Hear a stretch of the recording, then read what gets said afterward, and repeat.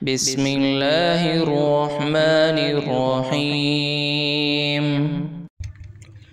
इमरान की पैदाइश इंतहाई गरीब घराने में हुई थी और वो 5 साल की उम्र में ही यतीम हो गया, जबकि 26 साल की उम्र में ख़ानदान वालों ने मिलजुल कर उसकी शादी करवा दी। एक कमरे के मकान में तल्ख जिंदगी के सुबह और शाम गुजरने लगे। 8 साल बाद उसकी गोद में 4 पैदाइशी नाबीना बच्चे मौजूद थे।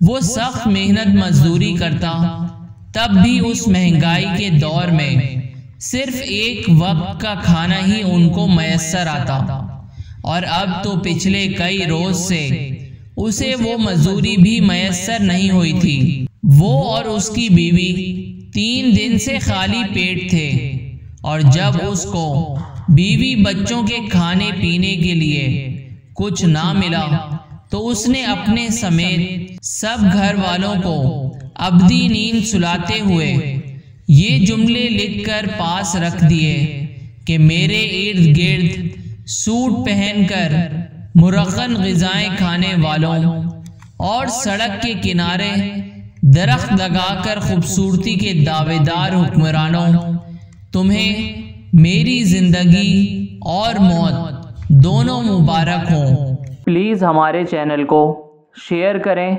और सब्सक्राइब करें।